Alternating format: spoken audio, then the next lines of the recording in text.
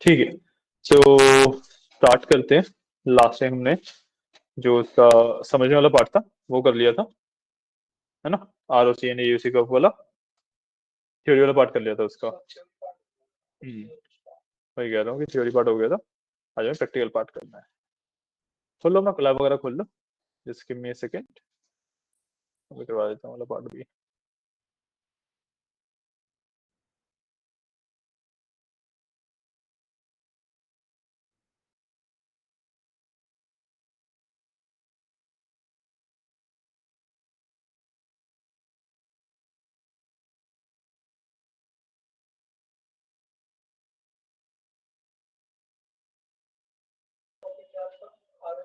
पहले तो are O सी करेंगे और उसके बाद फिर टाइम देखते हैं कैसे रहता है। अगर हम आगे कर पाएंगे तो आगे भी कर लेंगे।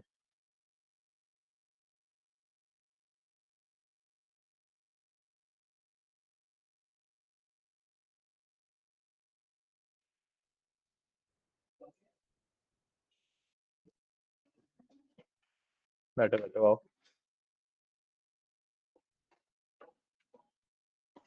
चलो तुम लोग भी खोल लो, कैसे चला देना ड्रामा का।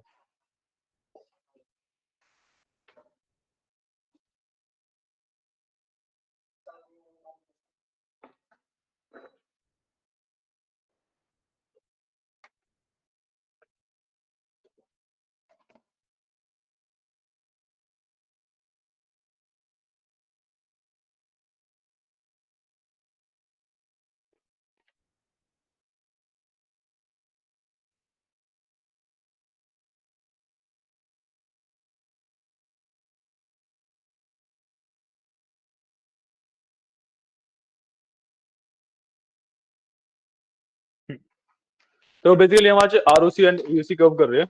ठीक है। R O C curve and U C basically उसकी थ्योरी वाला पार्ट किया था, प्रैक्टिकल पार्ट करेंगे आज। ठीक है। तो बेसिक बता देता हूँ। सिंपल सा आर ओ सी और ए सी होता क्या है। आर ओ सी इज क्या था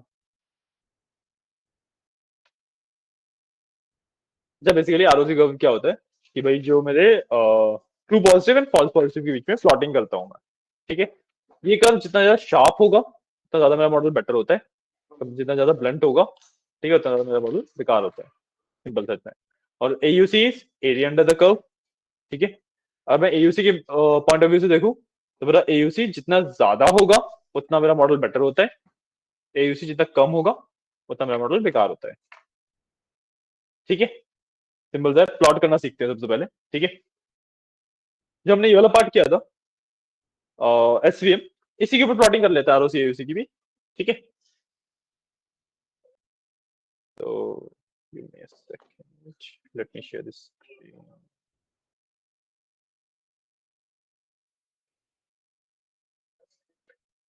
कर रहे हैं।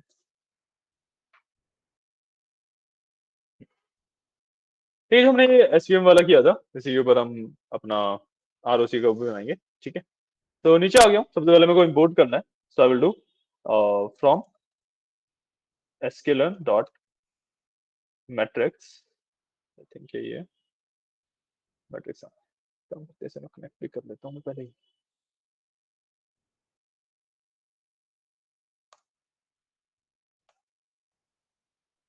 Import we will do R C display था और उसी का डिस्प्ले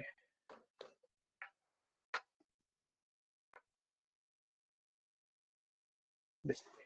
ठीक है। मैंने नाम सही लिखा है। हाँ, मैंने नाम सही लिखा है। ठीक है।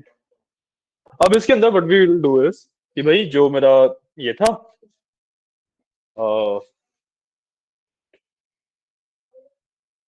एसवीएम, इसके ऊपर मैं प्लॉट करूंगा इसको। ठीक है। अब वी हैव टू रिमेम्बर कि भाई जब मैं आरओसी कर्व वगैरह यूज कर रहा होता हूँ तो मेरे को इसके अंदर ना प्री ट्रेन मॉडल वगैरह के ऊपर ये प्लॉटिंग आराम से कोई बात नहीं, कोई बात नहीं, ध्यान से बैठो।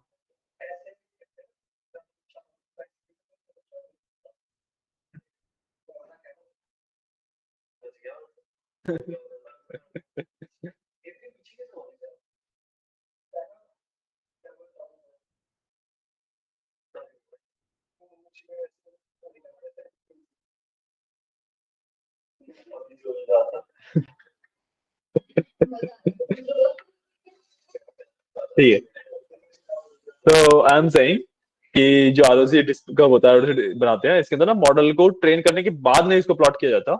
एक्चुअली ये ना ट्रेन करते करते प्लॉट करने वाली चीज होती है। ठीक है, so what will do is कि भाई मैं मॉडल में यहीं पे इसको ट्रेनिंग का डेटा भी दूंगा। ठीक है, मतलब ट्रेन भी यहीं पे करवाऊंगा। राइट, तो सिंपली मैं यूज करता हूँ ROC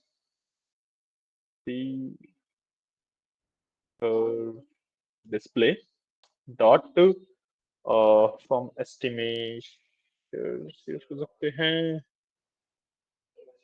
या मैं फ्रॉम प्रोडिक्शन भी कर सकता हूँ। ठीक है, मैं फ्रॉम प्रोडिक्शन यूज कर लेता हूँ। ठीक है, फ्रॉम प्रोडिक्शन। अब इसके अंदर मेरे को वैल्यूज देनी है हमारी ओरिजिनल एंड टेस्टिंग वाली। राइट, तो हमारी ओरिजिनल वैल्यूज ये रही, वाई प्रेड के नाम से है जो हमारे पास। तो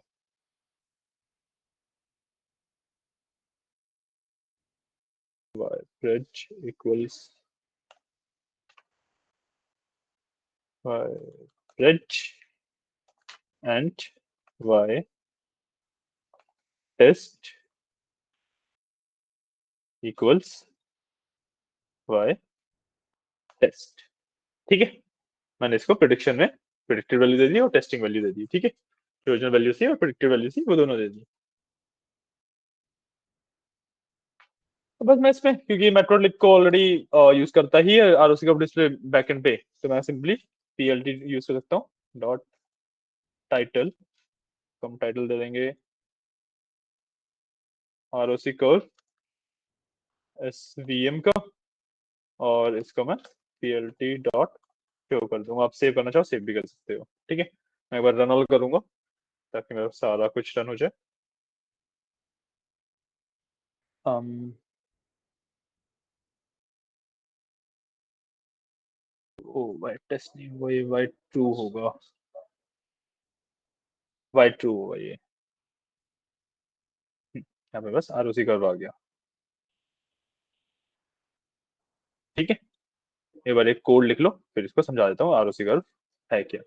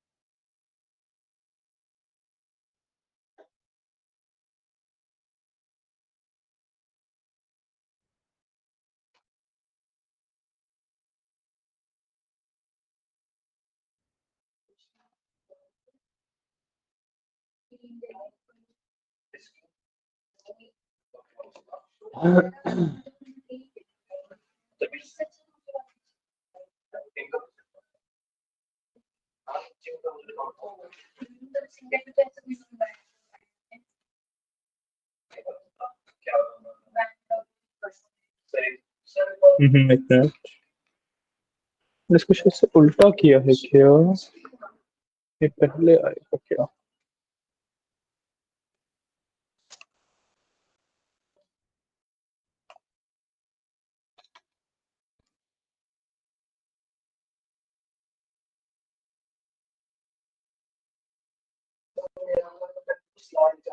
एक मिनट रुको।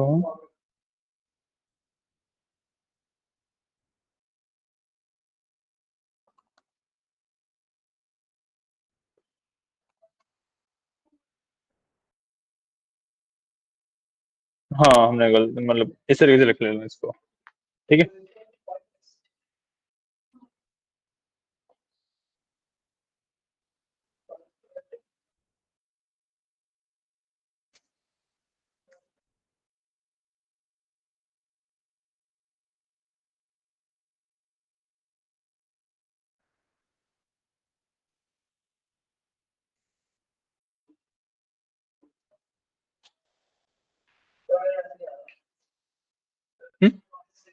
ठीक है।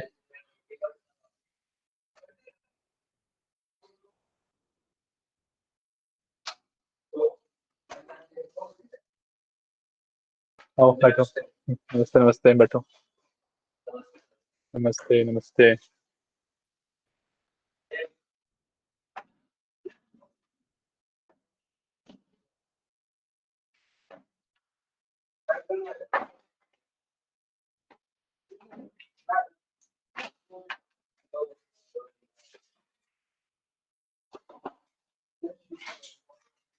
आज आरओसी और एसी की हम सबसे पहले बात कर रहे थे। ठीक है। आरओसी कब होता है बेसिकली, जिसमें पता लगता है कि भाई मॉडल की एक्यूरेसी वगैरह कितनी अच्छी है। ये प्लॉटिंग होती है false positive and true positive के बीच में। ठीक है, ये कोड है, ये आप लोग भी लिख लेना। एक बार मैं पहले कर्व समझा देता हूँ इसमें। ठीक है। ठीक है, ये है मेरा आरओसी कर्व। ठीक है, इसमें अगर आप देखोगे तो रन ऑल करना पड़ेगा ऊपर से। हाँ, बर्ड्स पड़े थे, मिले थे, अभी ले लेना। मेट्रो कार्ड नहीं मिला, बर्ड्स तो मिले थे। ठीक है। इसके अंदर अब आप देखोगे कि भाई फॉल्स पॉजिटिव और ट्रू पॉजिटिव पहले सेम तरीके से ऊपर जा रहे थे। ठीक है, यहाँ पे आप देखो, मतलब स्टिल ट्रू पॉजिटिव का रेट काफी ज्यादा था, फिर एक पॉइंट आया, उसके बाद फॉल्स पॉजिटिव का रेट काफी बढ़ गया। राइट। तो इसको आप बेसिकली कह सकते हो कि भाई कुछ हद तक अच्छा खासा मॉडल है, क्योंकि कर्व का एरिया अच्छा खासा है। ठीक है, क्योंकि कर्व का एरिया अच्छा खासा है, तो आप कह सकते हो कि अच्छा मॉडल है। Not very good, but good. ठीक है। एक काफी अच्छे मॉडल में क्या होता है कि भाई ये वाला जो लाइन है वो काफी इधर से जाके ऐसे जाती है। ठीक है, ये वाला पॉइंट जितना इसके क्लोज होगा, ये वाला पॉइंट जितना इस वाले पॉइंट के क्लोज होगा, जो ये वाला डिस्टेंस है, ये जितना कम होगा, मतलब इसके अंडर का जो डिस्टेंस है, इसके अंदर का जो स्पेस है, वो जितना ज्यादा बड़ा होगा, उतना मेरा मॉडल अच्छा होता है, इतना मेरा मॉडल एक बेटर मॉडल हो जाता है। ठीक है। अभी भी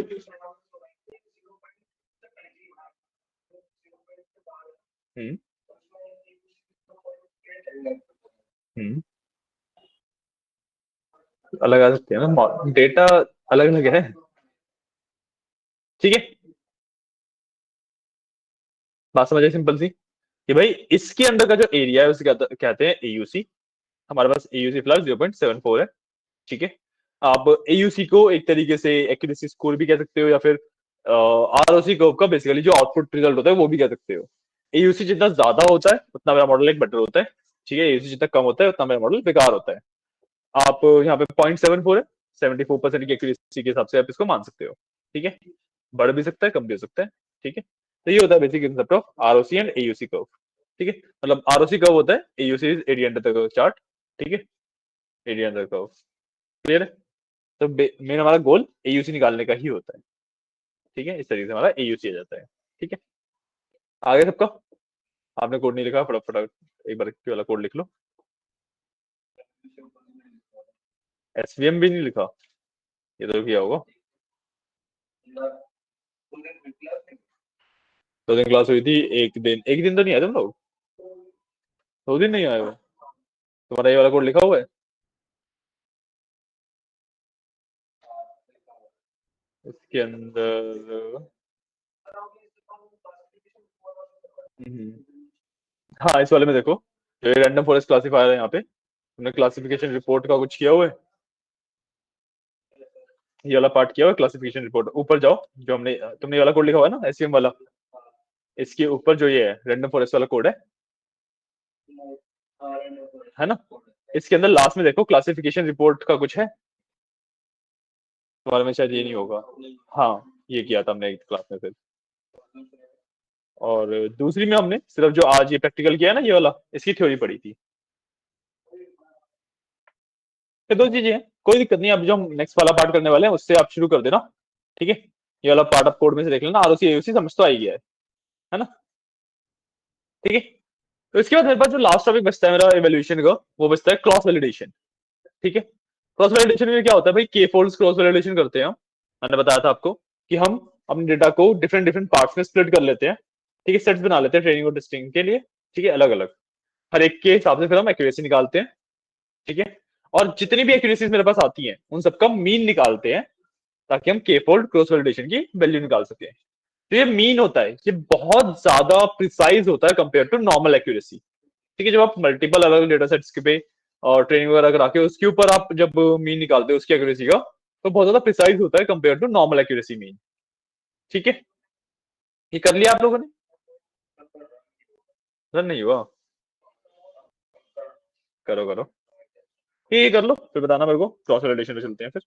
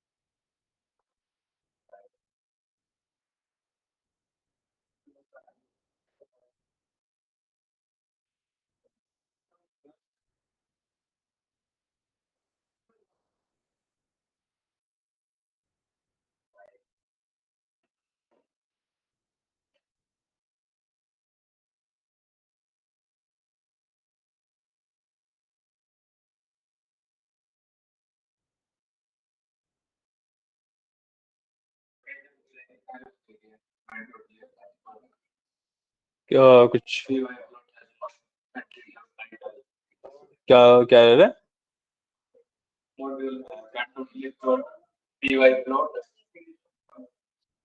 वो क्यों किया? हमें तो उसकी जरूरत ही नहीं है। कौन से कोड पे आप वर्क कर रहे हो? इसमें तो मैंने इंपोर्ट किया नहीं ना मैट्रोलिक को। फिर भी दिखा रहा है, क्या रहा है?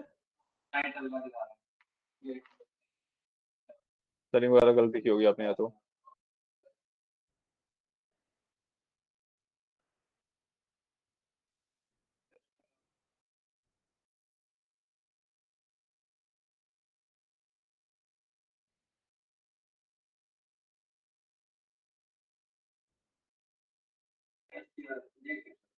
क्या हो गया फिर से?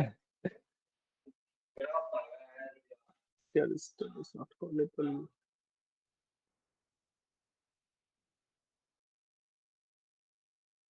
टाइटल नहीं डल रहा है।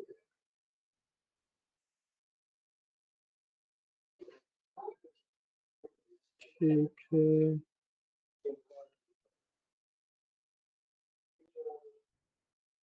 हम्म,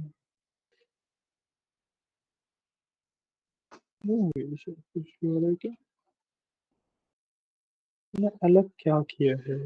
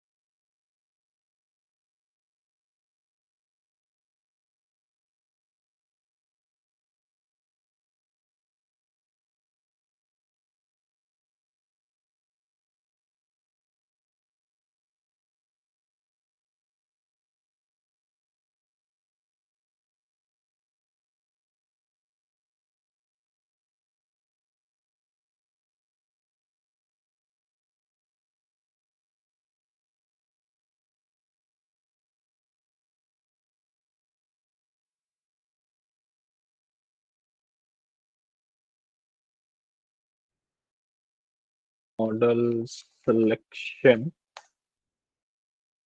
import browse well core, ठीक है। रन टाइम डिसएक्टिव है, let me reconnect this।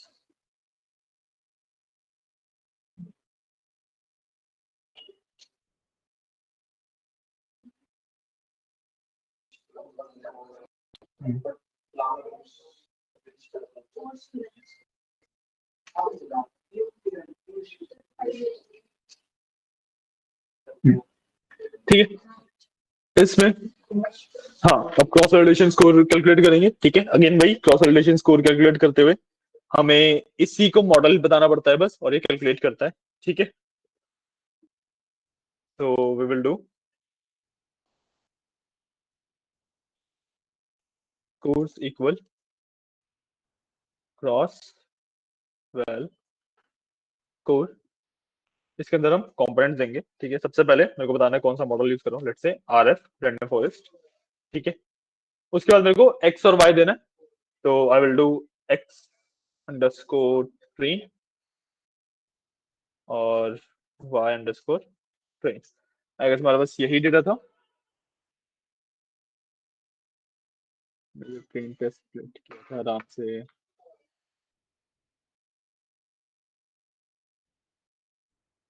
हाँ, एक्स ट्रेन और वाई ट्रेन, ठीक है, हमने ये दोनों डेटा दे दिए। ठीक है, इसके ऊपर इसकी ट्रेनिंग होनी है।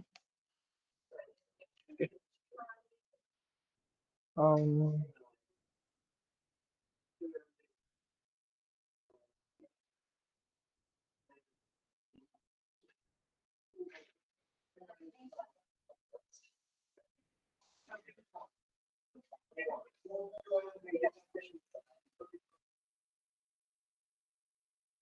मैं एक्स ट्रेन वाई ट्रेन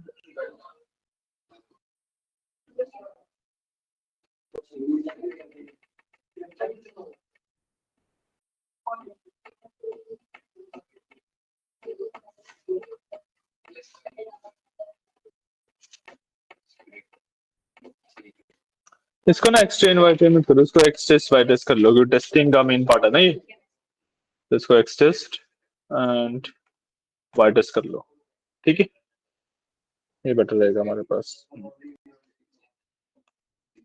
ठीक है, इसके बाद मेरे को सीवी देना होता है, which is number of curves. ठीक है ना। हाँ, I will give CV, let's say मैंने 5 दे दिया सीवी, और उसके बाद स्कोरिंग वेरिएबल दूंगा कि मेरे को स्कोरिंग किस बेसिस पे करनी है, and I will do accuracy. ठीक है,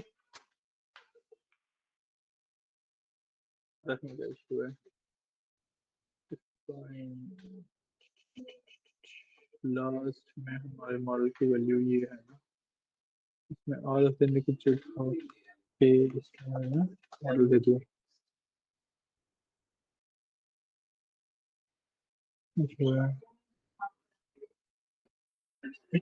वर्क नहीं कर रहा है क्या? कर रहा है, ठीक है।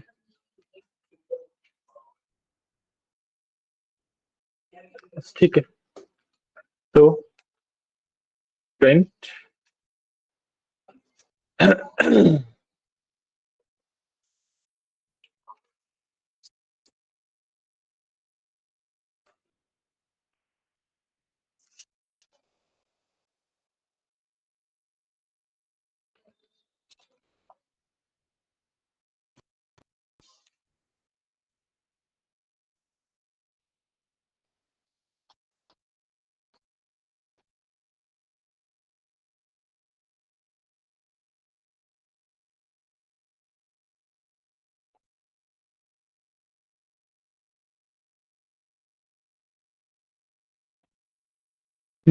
ठीक है,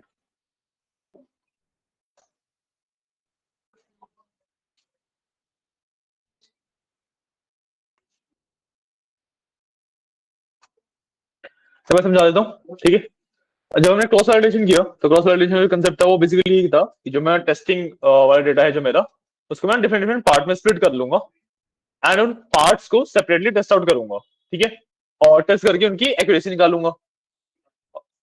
और उस एक्यूरेसी को फिर मीन कर दूंगा, तो जो ये एक्यूरेसी का मीन आता है, दिस इज वे बेटर। ठीक है, जो एक्यूरेसी का मीन है ये एक काफी प्रिसाइज कैलकुलेशन है मेरे मॉडल की एक्यूरेसी की, कंपेयर टू डायरेक्ट एक्यूरेसी। ठीक है, क्योंकि अगर आप देखो, जब मैं यहाँ पे, हाँ ये रहा, यहाँ पे मैंने नॉर्मल एक्यूरेसी निकाली थी, तो नॉर्मली मेरी एक्यूरेसी 0.7 आ रही है, मतलब 70%, राइट। बट जब मैं क्रॉस वैलिडेशन करके एक्यूरेसी निकाल रहा हूँ तो 0.64 आ रही है, तो दिस इज मोर प्रिसाइज। ठीक है, तो मेरे मॉडल की एक्चुअल एक्यूरेसी 70% नहीं है, 64% है। 70%, मतलब जो मेरे पास बायसेंस वगैरह आ गई ना डेटा के अंदर, तो उसका होता है इसके अंदर बायसेंस वगैरह काफी हद तक कम हो जाती है, प्रॉपर कम तो नहीं हो पाती, काफी हद तक कम हो जाती है। ठीक है, तो this is basically cross validation. ठीक है, मैंने जो टेस्टिंग वाला पार्ट है वो अपने क्रॉस वैलिडेशन से कराया। ठीक है, इसके अंदर मैंने मॉडल दे दिया, किस मॉडल की मेरे को टेस्टिंग करनी है, एक्स टेस्ट और वाई टेस्ट दे दिया कि ये वाला डेटा है, इसके ऊपर टेस्टिंग करनी है। ठीक है, एंड देन मैंने कर्व दिए 5। ठीक है, 5 कर्व्स, 5 बार उसे स्प्लिट करना है, और स्कोरिंग एक्यूरेसी के बेसिस पे करनी है, और मैं कर्व्स बढ़ा दूंगा, तो ये जो एक्यूरेसी है वो थोड़ी सी मतलब और प्रिसाइज हो जानी चाहिए, तो 0.68 आ गई। ठीक है, तो दिस इज मोर प्रिसाइज।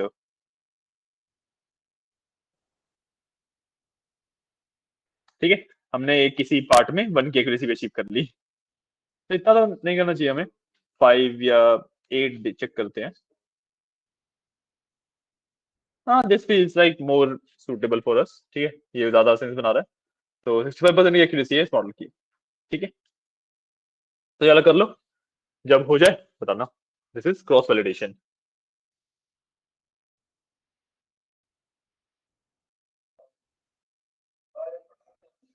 हम्म, अरे हाँ, वो मेरे को याद नहीं था, मैंने बेसिकली पहले रैंडम फॉरेस्ट वाला था, अब फिर मेरे को याद आया कि मैं सभी मॉडल्स को मॉडल के नाम से डिफाइन करता हुआ आ रहा हूँ, फिर एसवीएम के लिए है।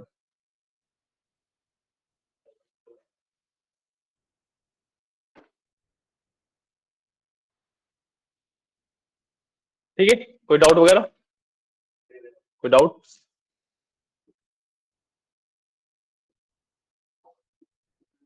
क्या डाउट है? क्रॉस वैलिडेशन का कंसेप्ट है बेसिकली, जो एक्यूरेसी है, जो एक्यूरेसी आती है किसी भी मॉडल की, वो ना इतनी ज्यादा प्रिसाइज नहीं होती, एक्यूरेट नहीं होती। क्यों? क्योंकि मॉडल के अंदर बायसनेस होती है।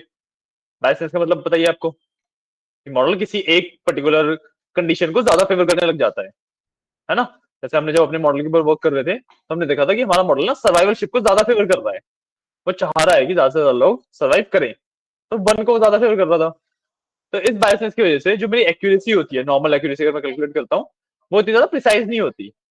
ठीक है, तो उसके लिए मेरे पास कंसेप्ट होता है क्रॉस वैलिडेशन का, के फोर्स क्रॉस वैलिडेशन कहते हैं इसे। ठीक है, इसके अंदर क्या होता है, जो मेरा टेस्टिंग वाला डेटा है उसको ना मैं छोटे छोटे पार्ट्स में डिवाइड कर देता हूँ। जैसे मैंने यहाँ पे सीवी इक्वल टू 8 लिखा है, सीवी इक्वल टू 8 का मतलब है मैं कर्व्स 8 दे रहा हूँ। ठीक है, कर्व सेट देने का मतलब हुआ कि मैंने अपने डेटा को 8 पार्ट्स में डिवाइड किया। ठीक है, अब हर एक की मैंने डिफरेंट डिफरेंट एक्यूरेसी कैलकुलेट करी, जो टेस्टिंग वाला डेटा था उसको 8 पार्ट्स में डिवाइड किया, सबको टेस्ट किया, और जो भी उसकी टेस्ट का रिजल्ट आया उसकी 8 बार एक्यूरेसी कैलकुलेट करी। तो जो यहाँ पे स्कोर्स आ रहे हैं ना, ये वो 8 बार एक्यूरेसी जो कैलकुलेट करी है वो उसका रिजल्ट आ रहा है। हाँ, इससे पहले 5 बार करी थी, फिर 10 भी करी थी, फिर 8 भी करी थी। क्या बेसिकली इसमें हम वो देख रहे थे भाई, प्रिसाइजनेस थोड़ी सी हम बढ़ा सकते हैं, तो इसलिए हमने कर्व्स की वैल्यू बढ़ा दी कि एक्यूरेसी की वैल्यू थोड़ी सी ज्यादा प्रिसाइज हो जाए। ठीक है, हमने पहले मतलब 5 लिखा था, मैं थोड़ा बढ़ा के देखता हूँ, तो मैंने 10 किया था। 10 पे इशू क्या आ रहा था, जो ये एक्यूरेसी स्कोर्स आ रहे हैं ना, इसके अंदर 1 आ गया था, मतलब ऐसा एक पार्ट निकल गया जिसमें 100% मेरा मॉडल प्रिडिक्शन सही दे रहा है, तो फिर वो इवेंचुअली मेरी एक्यूरेसी को नेगेटिवली इंपैक्ट करता है, तो इसलिए मैंने 8 कर दिया।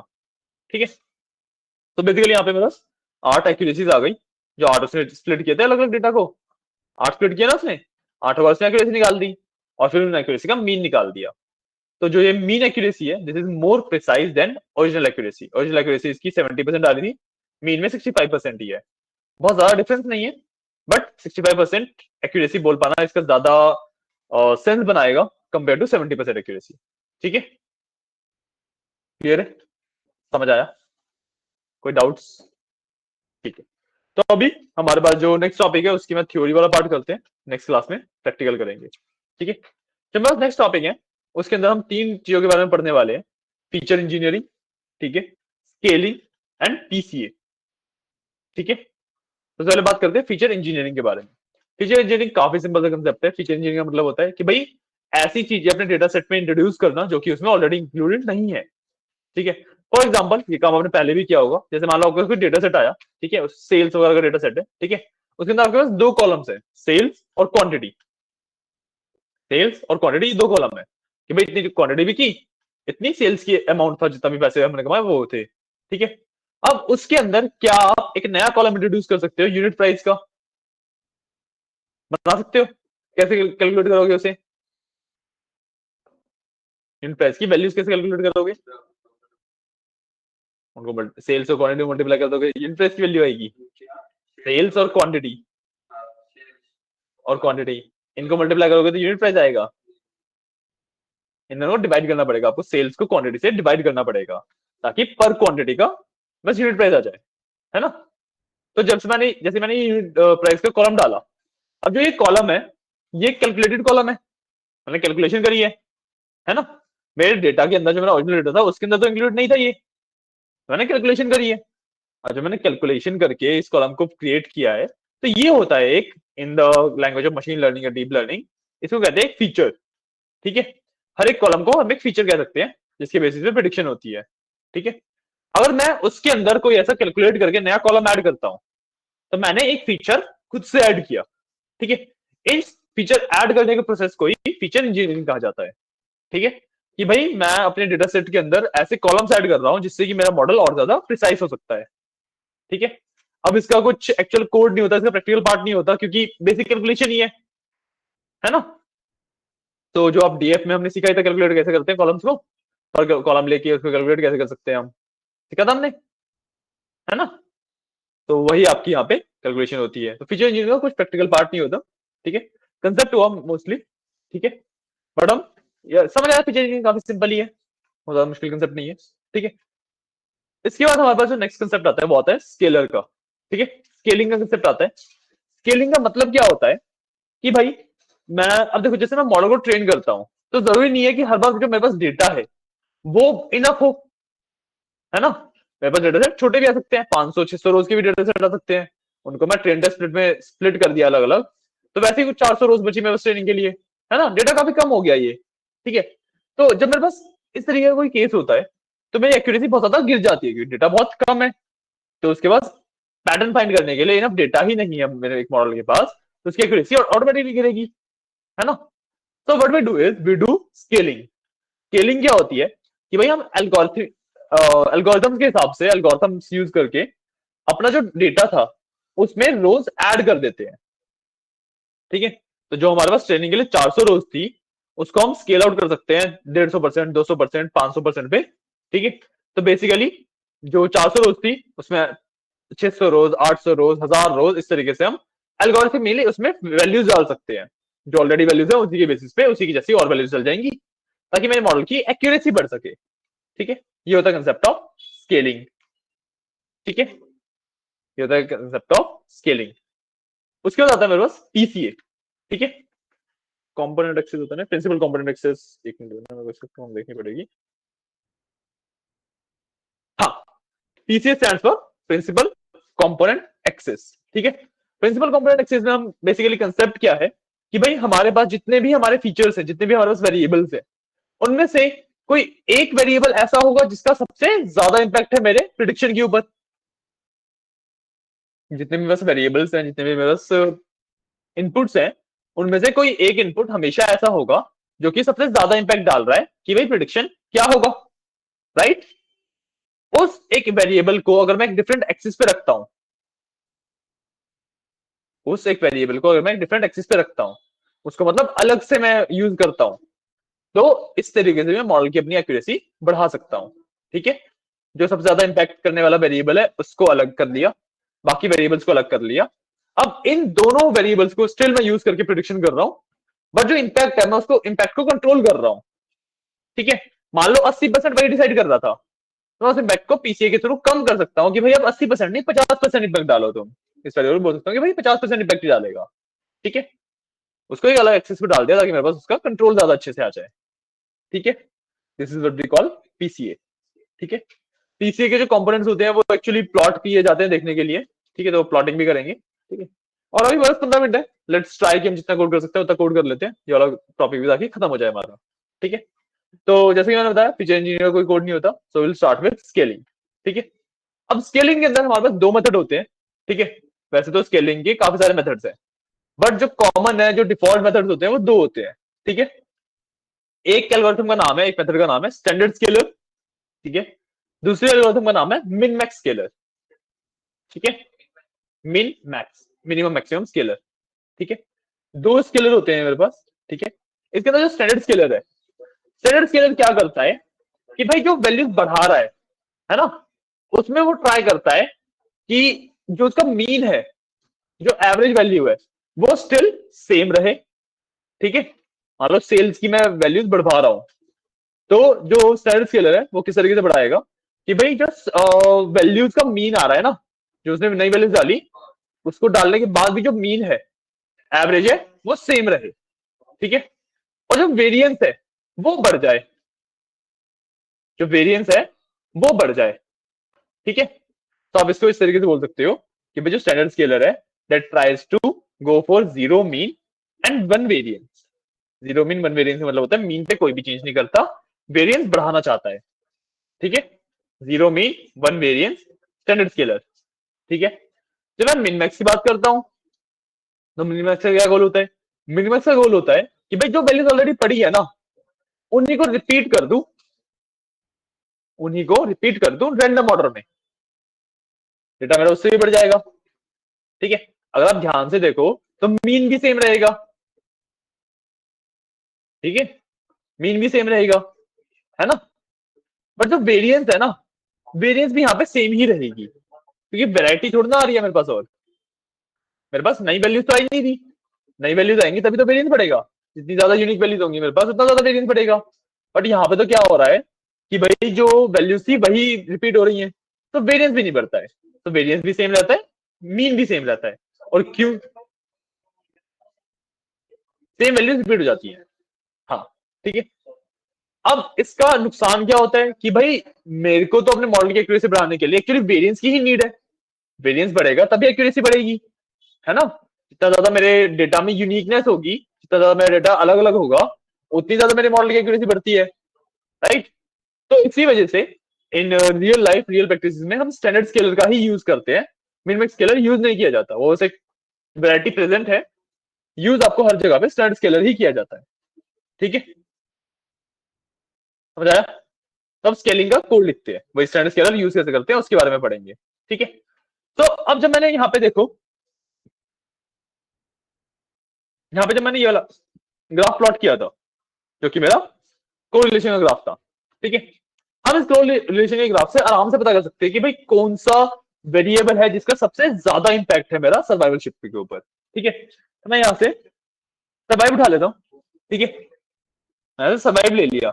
ठीक है, सर्वाइव में जो सबसे डार्कर शेड बन रही है, सर्वाइव की तो बनेगी, उसके अलावा फेयर की बन रही है, देख रहे हो? सर्वाइव में फेयर की सबसे ज्यादा डार्कर शेड बन रही है, राइट। इसका मैंने बताया था वो जितनी ज्यादा डार्कर शेड है उतना ज्यादा वो रिलेटेड है, जितनी ज्यादा डार्कर शेड है उतनी ज्यादा ही वो रिलेटेड है। तो सर्वाइवलशिप के लिए जो फेयर का कॉलम है वो सबसे ज्यादा इंपैक्ट डाल रहा है। ठीक है, हाँ, दोबारा नहीं करा रहे, हम नए टॉपिक के ऊपर है। अच्छा, अभी तो हम स्केलिंग पढ़ रहे हैं, सॉरी, ये पीसी का बताने लग गया था मैं, सॉरी। स्केलिंग पढ़ रहे हैं, स्केलिंग में तो हम किसी भी कॉलम को ले सकते हैं। ठीक है, किसी भी कॉलम को स्केल आउट कर देंगे। ठीक है, सिंपली एक नया कोड ब्लॉक डाल लेता हूँ। ठीक है, इसके अंदर हम सबसे पहले स्केलर को इंपोर्ट करेंगे, वही है स्केलर के अंदर हमें स्केलर मिल जाता है। सो फ्रॉम स्केलर डॉट, मेरे पास स्केलर होता है, सीधा सीधा क्या होता है, प्री प्रोसेसिंग। हाँ, प्री प्रोसेसिंग।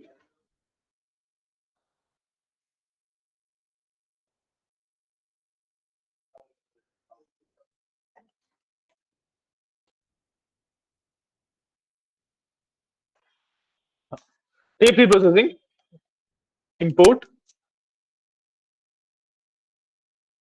Standard scaler. ठीक है, हमने इस तरीके से स्टैंडर्ड स्केलर इंपोर्ट कर लिया, ठीक है ना।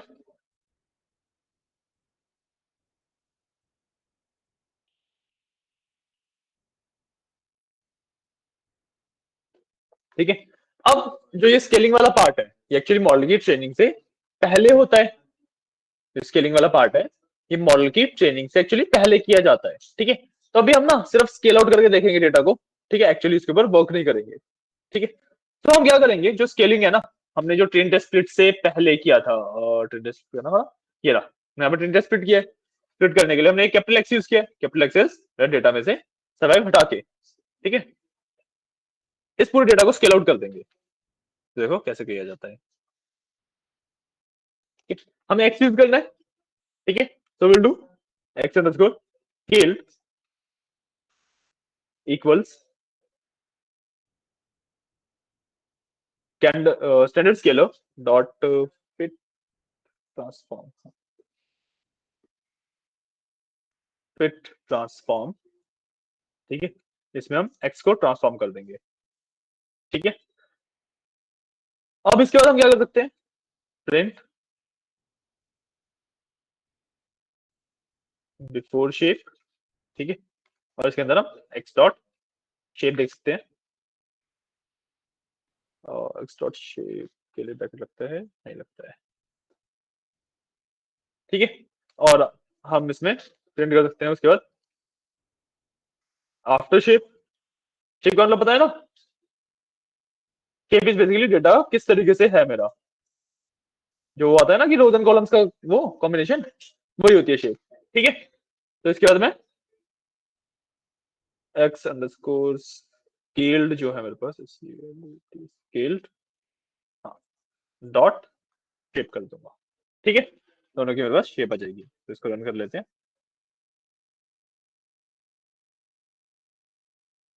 दिया है, टेक्स्ट डिफाइन नहीं है, इसको मेरे को एक बार रन ऑल करना पड़ेगा।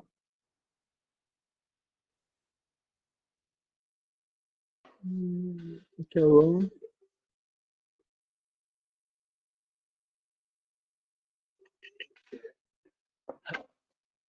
आप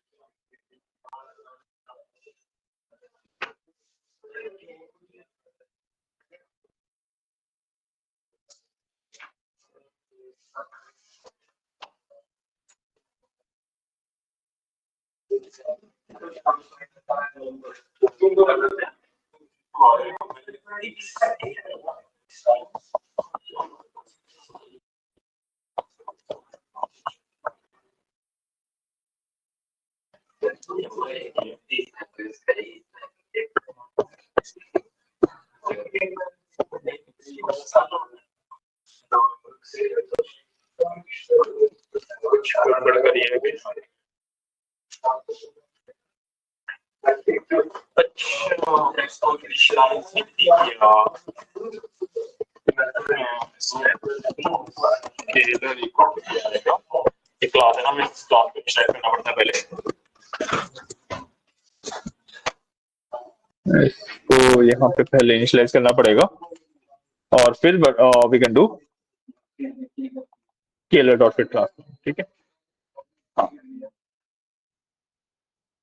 ठीक है, स्केलिंग इसमें पॉसिबल ही नहीं है क्या, इस वाले डेटा पे स्केलिंग पॉसिबल ही नहीं है, बिफोर एंड आफ्टर की शेप सेम ही आ रही है ना, तो इस डेटा में कुछ ऐसा पैटर्न वगैरह है नहीं जो कि स्केल आउट कर सके।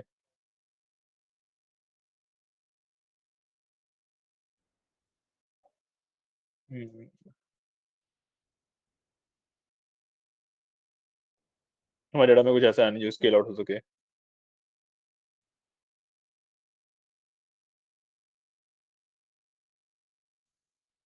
ने एन्कोडेड डेटा लिया था ना, एन्कोडेड है या नहीं है,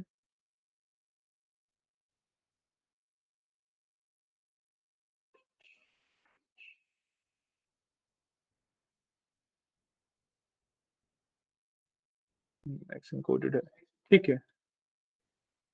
हाँ, तो इसके अंदर बेसिकली हमारी जब शेप दोनों की सेम आ रही है, तो इसका बेसिक मतलब होता है कि भाई हमारे पास अ, ऐसा कुछ है नहीं डेटा के अंदर जिसके ऊपर स्केलिंग की जा सके, ठीक है, पॉसिबल नहीं है स्केलिंग, ठीक है, तो इसने इसने डेटा को सेम ही रिटर्न किया है, before shift after shift same, आप जितनी मर्जी बार रन कर लो इसे सेम ही रहेगा, जब डेटा के अंदर कुछ ऐसा पॉसिबिलिटी नहीं है, ठीक है, तो वो सेम ही रहेगा, बट स्टिल स्केलिंग करना एक काफी अच्छा मेथड रहता है, ठीक है। इसको हम पोजीशन चेंज कर देंगे इसकी, कट सेल, ठीक है, और मैं इसको ना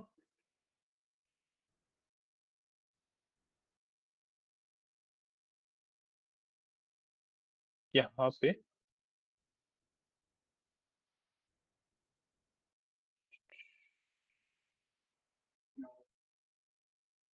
यहाँ पे डालना है मेरे को इसको, अरे हाँ हमने यहाँ पे एक्स डिसाइड किया था ना, इसके बाद मेरे को इसे डालना है, ठीक है, यहाँ पे हमने एक्स डिसाइड किया था उसके बाद मैंने इसे डाल दिया, ठीक है, ठीक है, मैंने इसको कट करके जो ये एक्स जहाँ पे हमने डिसाइड किया था उसके बाद डाल दिया, ठीक है, अब मैं इसको अगर रन ऑल करूँ तो मुझे एक्यूरेसी स्टिल बढ़नी चाहिए मॉडल्स की,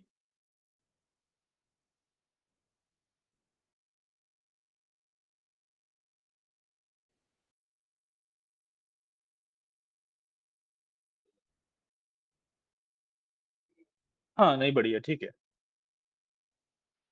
स्केल आउट हुआ ही नहीं है तो दिखा रहे हैं, एक मिनट तो बस ये लो, ये तुम्हारी स्केलिंग, ठीक है, डेटा स्केल करने के लिए पॉसिबल नहीं था डेटा में स्केलिंग कुछ, ठीक है, तो उसने कुछ भी नहीं किया कर पाया वो, ठीक है, और इसी वजह से उसने एज डेटा वापस दे दिया, इस वजह से हमारी एक्यूरेसी वगैरह बढ़ी नहीं, बट इट इज इंपॉर्टेंट क्योंकि आपको नहीं पता कि भाई डेटा के अंदर स्केलिंग पॉसिबल है या नहीं है, तो जब भी आप एक मशीन लर्निंग का मॉडल रेडी करो उसकी एक्यूरेसी मैक्सिमम अचीव करने के लिए आप स्केलिंग तो उसमें कर ही देना, ठीक है।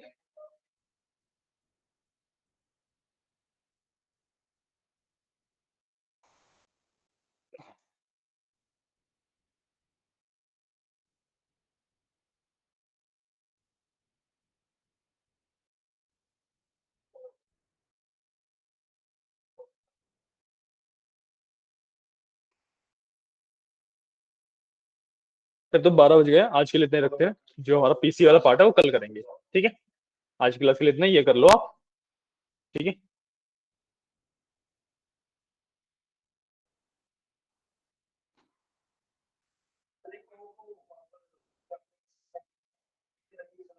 सॉरी, हाँ शिफ्ट कर लो क्योंकि जब आप पूरा रन करोगे तो स्ट्रक्चर तो एक्चुअली यही होता है ना, एक कंपोनेंट बाद में पढ़ाया गया है, बट पार्ट तो आपका जब आप ट्रेन टेस्ट स्प्लिट करते हो उससे पहले का होता है ये, स्केलिंग का पीसी का part actually train test split से पहले का होता है, प्री प्रोसेसिंग का पार्ट होता है ये,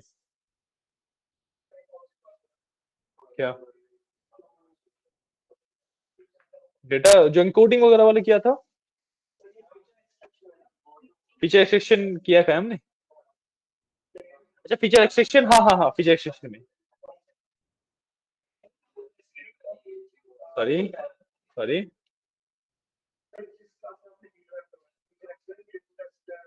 बेसिकली देख लो ये वाला सेल है उसके नीचे डालना है,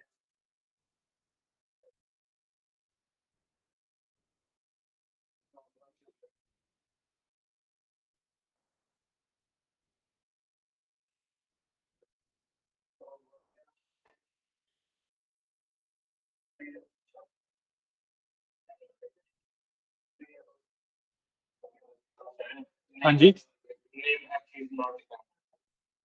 कैपिटल एक्स डिफाइंड है हमारा, आपने कैपिटल लिखा है स्मॉल लिखा है, कैपिटल लिखा है, फिर भी नॉट डिफाइंड है, और देखो ये थोड़ा सा चेंज भी किया था, ये चेंजेस कर रखे हैं, ये पहले स्केलर इक्वल टू ये फिर स्केलर इक्वल टू फिर ट्रांसफॉर्म कर रखा है, आप रन ऑल किया था आपने, फिर क्यों नहीं है दिखाओ एक बार, अप टू दो, चार्जिंग में से निकाल दो,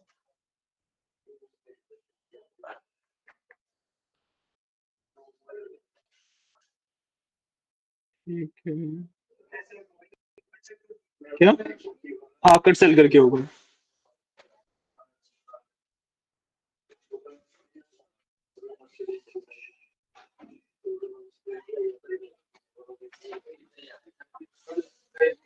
आपने यहाँ पे जो डेटा बनाया है वो छोटे एक्स में लिया हुआ है।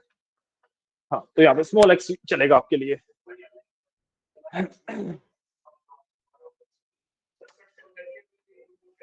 बस वहां पे जाके कंट्रोल भी दबा दो। चल मतलब कहीं पे भी वहां पे जाके कंट्रोल भी दबा देना, वहां पे पेस्ट हो जाएगा।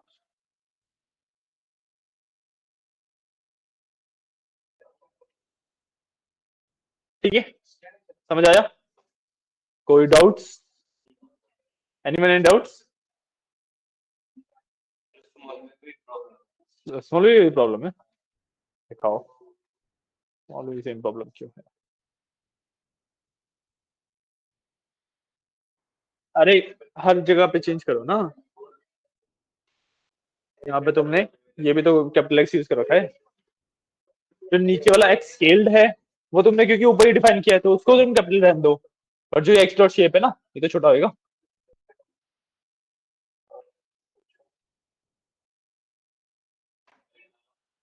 हो गया ना? ठीक है। ठीक है, तो हमने स्केलिंग कर ली है आज। ठीक है, और उसी उसी कर्व का कर लिए और के फोर्स का क्रॉस वैलिडेशन वाला पार्ट भी कर लिए। ठीक है, कल हम करेंगे पीसीए और फिर नेक्स्ट टॉपिक की तरफ बढ़ेंगे। ठीक है।